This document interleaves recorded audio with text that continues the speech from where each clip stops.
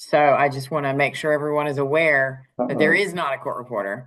I think the notices that we send out, granted, this one was done on a very quick turnaround, but the notices that we send out typically include information indicating that you'll need to provide your own court reporter if you wish to have takedown. So is everybody aware of that? Okay. Hearing no objection, then we'll move past that. Number two, I don't think it matters because it was about 15 years ago, but I thought I would make sure that counsel for the plaintiffs is aware that I once a long, long time ago was an associate at Ford and Harrison, though I do not know these two fine young individuals. And again, haven't worked at Ford and Harrison since 2008. So, but I did want to make sure that you were aware of that, gentlemen. So last thing I'll say, and then I'm going to throw it over to everyone, is what this is not, right? This is not an injunction hearing regarding an effort to enjoin the alleged actions of the defendants, because that's not what was filed. That's not what's in front of me today. What this is an emergency motion regarding an effort to expedite discovery in this case. And I have, if you are Mr. Winkler, that's how your box is labeled on my Zoom. If you are Mr. Winkler, I have read both the petition so that I would have some understanding of what's alleged. And I have also read the motion and supporting brief that was filed. Obviously, Mr. Hoffman, Ms. Hartnett, I'm aware that you guys are very much off the cuff today. You probably were just noticed of this yesterday. And I am treating it as an emergency motion in that regard, in the sense that generally the practice in Fulton County is if there's a request for an emergency hearing, then I'll set it as an emergency hearing, but you got to do everything in your power to make sure that you notified somebody on the other side. And y'all are here. I saw that you filed entries, so I appreciate that. So all of that is a long way of saying you don't have to explain everything to me. I have a general understanding that, well, first thing, how do I pronounce the defendant's last name? It's Tom Hool and Hool. Judy Collins, who's Okay.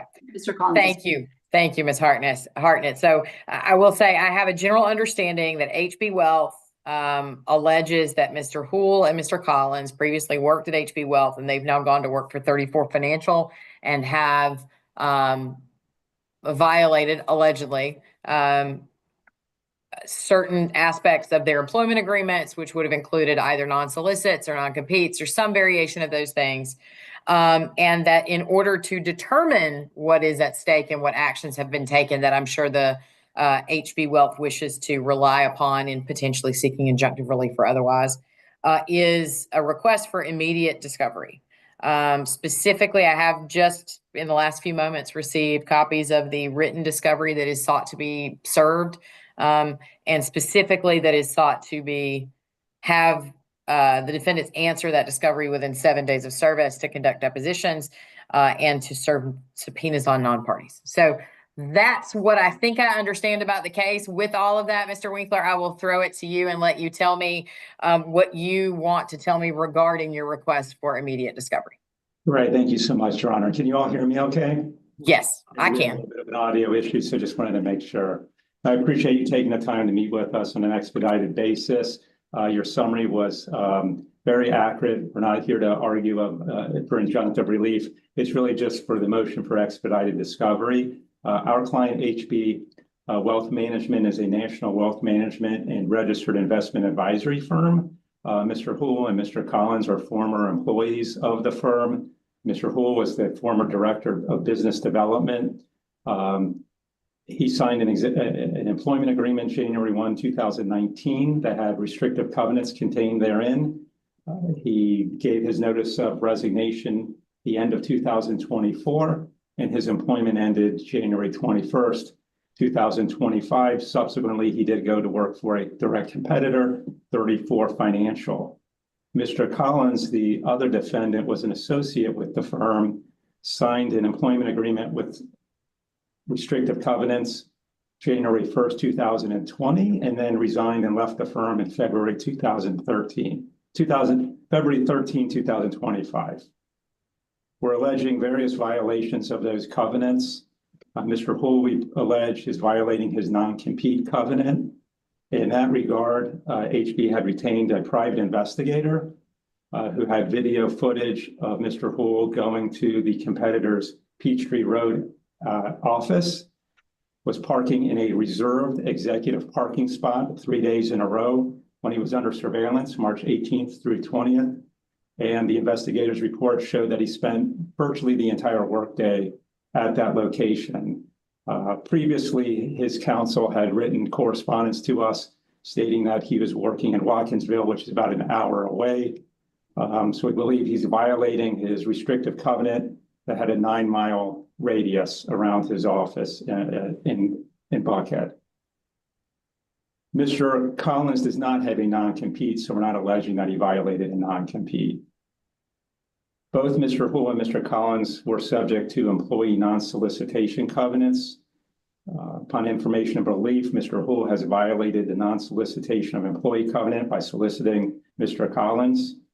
And we're alleging that Mr. Collins in turn has solicited at least one shareholder of HB Wealth Management.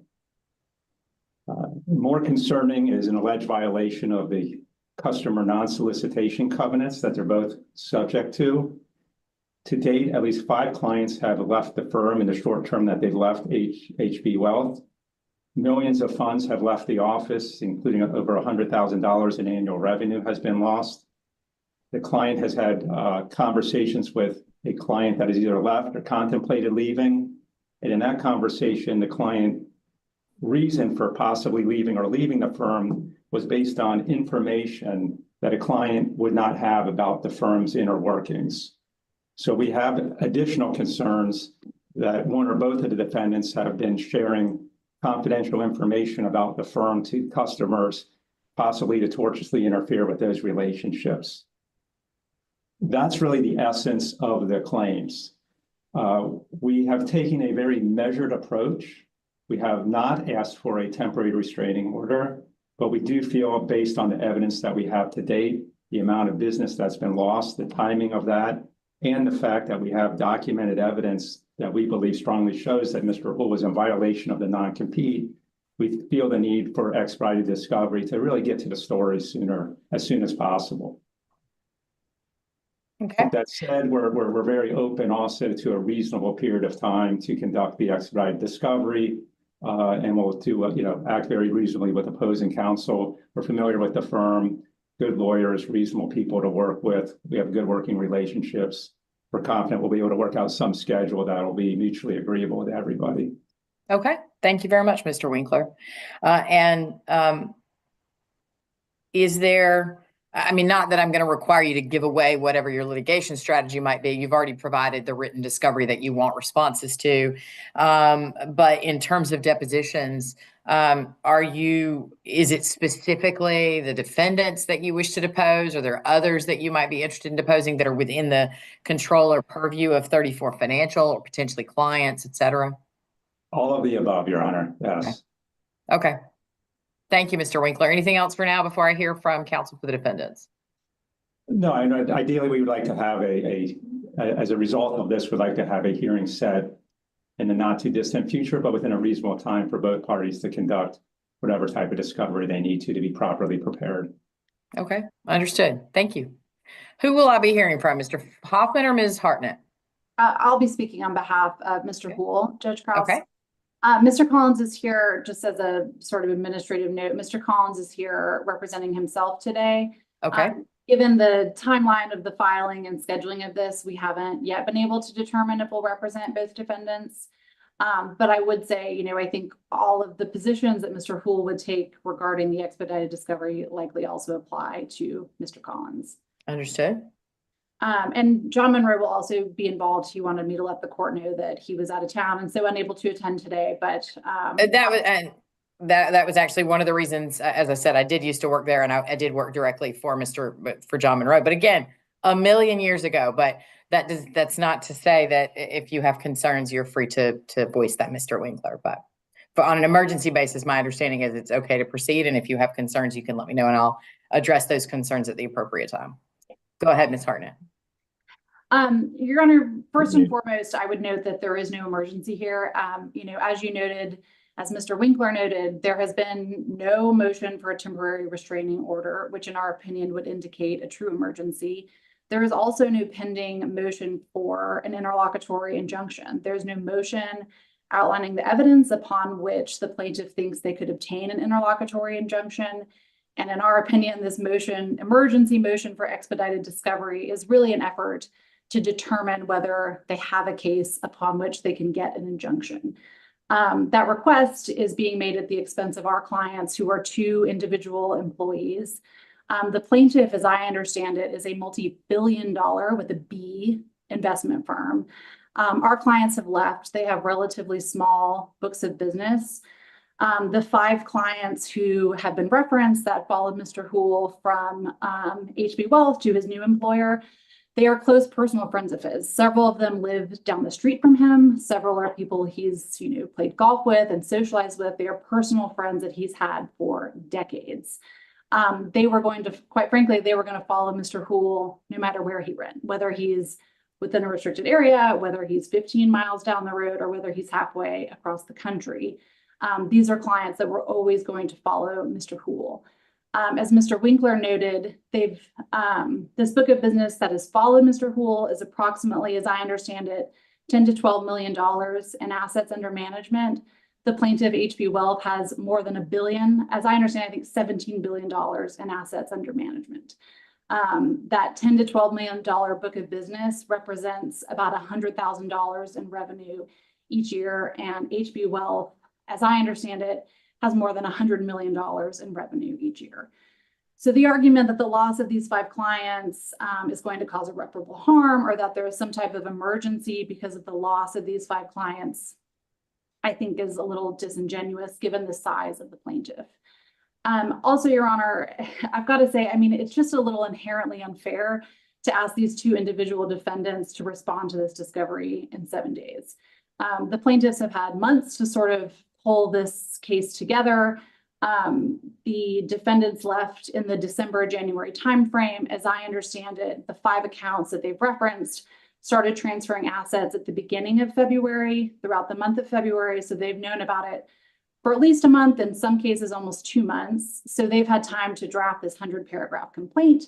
They prepared 4 sets of discovery with 22 interrogatories to each of the 2 individual defendants, 24 requests for production.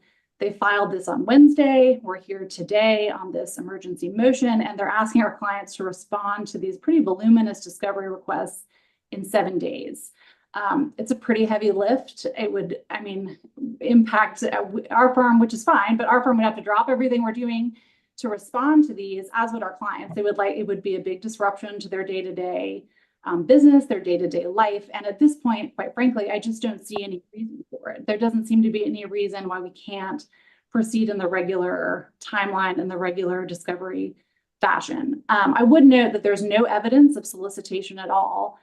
Again, as I understand it, the 5 clients who moved over with Mr. Houle, they found out that Mr. Houle left HB Financial because HB Financial called them and said, Tom has left, and they wanted to talk to him about retaining their business. Again, as I understand it, several of those clients said to the plaintiff, oh, I didn't know he had left, which really cuts against this argument that Mr. Houle had some plot to leave, recruit Mr. Collins, recruit these clients, and somehow irreparably damage this $17 billion company by stealing $100,000 in revenue. And again, there's no evidence of solicitation at all. We believe this emergency motion is really just an effort to try to find out if they have a case at all. And that effort should not be done on the backs of our individual clients who, again, no disrespect to Mr. Collins or Mr. Houle, but have relatively small books of business, particularly in comparison to the plaintiff. Okay. Anything else, Ms. Hartnett? No, Your Honor, I believe that's all. Okay. Mr. Winkler, it's your motion, so I'll let you have the last word. Anything to add, sir? Yes, I do. Thank you, Your Honor. First, interestingly or conveniently absent was from counsel's response was acknowledging that her client, Mr. Houle, was at the 34 financial office for 3 days. So I have a letter dated January 17th from Ford and Harrison, where they, in a 2-page letter, represented that their client was aware of his obligations and that he was going to comply with them. So what we have here is an inherent breach of trust, where someone has acted against their counsel's representations to us. That's very telling. One of the clients that left was, our understanding was in Honduras on vacation when we believe they were solicited. What clients, what reasonable suspicion that a client would be out of the country on vacation would feel the need to move their business while they're on vacation. The timing of that and the facts surrounding that are very suspect. We've asked for expedited discovery. If the 7 days is too quick, again, we'll be reasonable. We're willing to adjust that. Our key point is that time is of the essence. Just because we didn't seek a TRO doesn't mean that the facts don't necessarily warrant it. But we feel the need to start getting into discovery sooner than later. And we're more than willing to be open-minded about the specific timing of the requests and the setting of the depositions.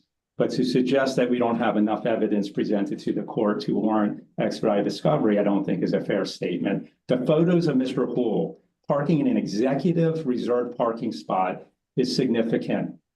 It wasn't a visitor parking spot. This was a key card that allowed him free to go into the building and park in a designated parking spot at their at their corporate office in Atlanta, which means he was in the office previously to get the card issued to him. So I think that in and of itself is enough evidence to suggest that he's in violation of the non-compete and certainly would justify expedited discovery. Okay, thank you, Mr. Winkler. Your Honor, I apologize. Could I That's just okay. respond? I hate to keep rehashing. Well, you can, but if it's on the point of the letter that was apparently provided by Ford and Harrison, that's something that we can sort out later. And I don't, if you feel the need to defend your honor, you can save your time, because I understand how that can happen. And maybe I'll find out that it was, what the motivation was, but I don't know that that's something we have to address today. But if there was something else, Ms. Hartnett, go ahead. Yes, it was just going to be a brief point about, visiting the office is not indicative of competing. That is also not a 34 financial office. As I understand it, it's the personal offices of some of the principals of that firm. And again, there's no damage as a result that we're aware of from Mr. Houle visiting these offices for some undisclosed reason. The 5 clients that are the only clients they presented any evidence of leaving are close personal friends of Mr. Houle's. So that's all. Okay. Your Honor. Yes. I'm sorry, Mr. Collins, you are representing yourself. I was traveling. Well, even though this is not a criminal case, right? I do still want to encourage you that if you plan to have counsel, you should have counsel, although you're entitled to represent yourself for now. Yeah, Your Honor, totally agree with you. I was traveling this week and didn't know there was a hearing until yesterday afternoon. So haven't had the appropriate amount of time. I think that there are a couple of things just to point out here. I'm not really sure why I've been included in this at all. I was just an associate at the firm. And then on top of that, to my knowledge, none of our clients, to my clients or Tom's clients, have been to Honduras. So I don't even know that client is working with us.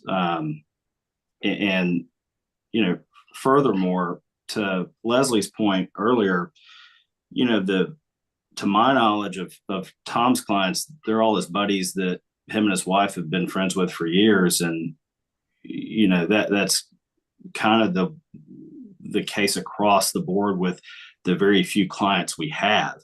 I just don't understand why there would be any type of emergency here. And quite frankly, I don't really understand why I'm included in this at all. But that's just, I don't know if I needed to talk or not. I don't know what I'm doing. So no, it's fine, Mr. Collins. I'm 27 years old. I don't know. I'm just, this is kind of a surprise to me. So anywho. That's fine, Mr. Collins. And by all rights, you did have the right to speak in your own behalf, given that you are a separate party and you do represent yourself, at least for now. So here's what I think we're going to do. I think that the request for some sort of expedited discovery is not unreasonable, but that asking for it to be in 7 days is unreasonable.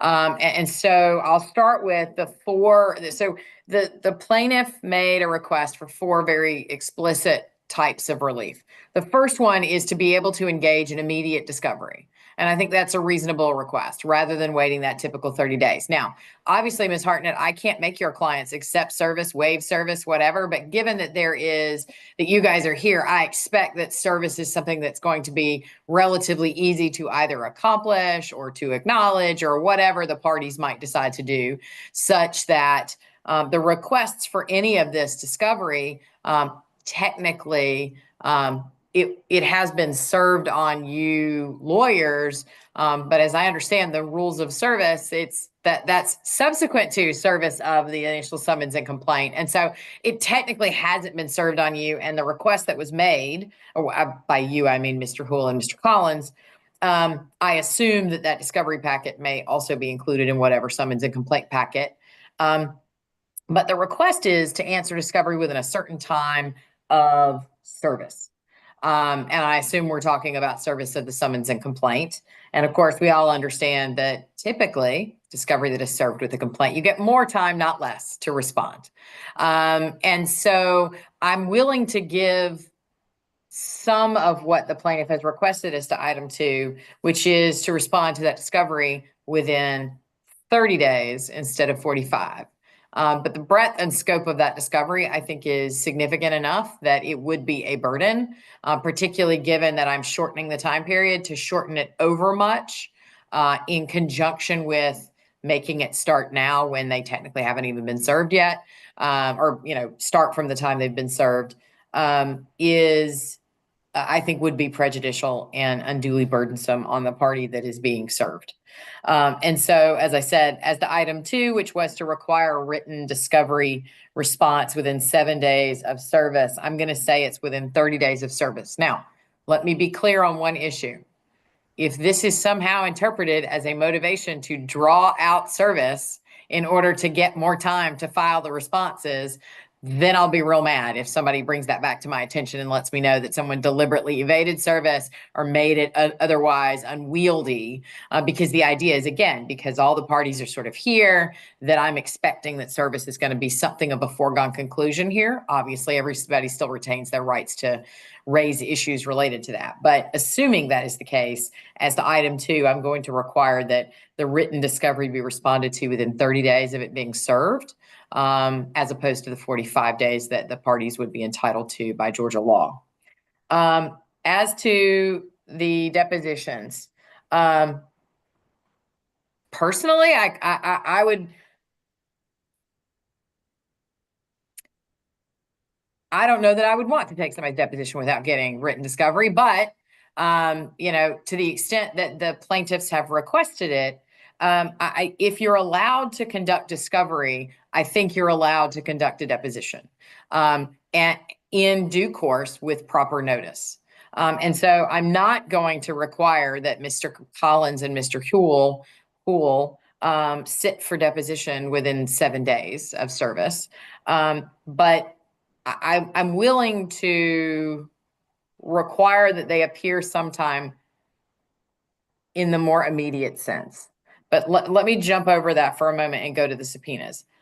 Item number 4 was the ability to issue subpoenas. To me, once I've granted the ability to engage in immediate discovery, I believe you have access to any and all of the available discovery tools that are that are available in the Civil Practice Act. And so as to item 4, I agree with the plaintiffs and will enter an order that says that immediate discovery can take place, and that can include subpoenas. Now, of course, what's sauce for the goose is sauce for the gander, right? And that means that the defendants can also engage in immediate discovery if they so wish, including potential depositions, including serving discovery, although theirs would be 30 days anyway, and non-party subpoenas.